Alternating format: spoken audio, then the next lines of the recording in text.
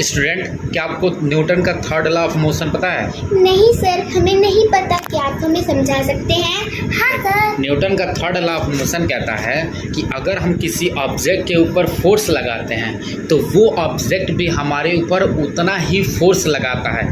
इसको हम बोलते हैं एक्शन रिएक्शन। जितना मान लो हमने ये जो ऑब्जेक्ट है, ये ऑब्जेक्ट मान लेते हैं, तो इस पर हमने मान लेते हैं ये 2 न्यूटन का फोर्स लगाया, तो ये ऑब्जेक्ट क्या करेगा, ये भी उतना ही फोर्स लगाएगा। कितना?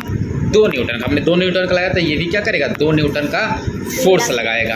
अब मज़े की बात ये है कि जो एक्शन रिएक्शन होता है, यानी कि क्रिया प्रतिक्रिया होता है, वो अपोजिट डायरेक्शन में होता है। हमने अगर ऐसे फोर्स लगाया तो जो रिएक्शन होगा वो ऐसे होगा, ठीक है। और जो एक्शन रिएक्शन होता है वो एट द सेम टाइम होता है। ऐसा नहीं कि पहले एक्शन होगा बाद में रिएक्शन होगा, ऐसा नहीं होता है। जैसे हमने एक्शन किया वो ऑब्जेक्ट भी वैसे ही रिएक्शन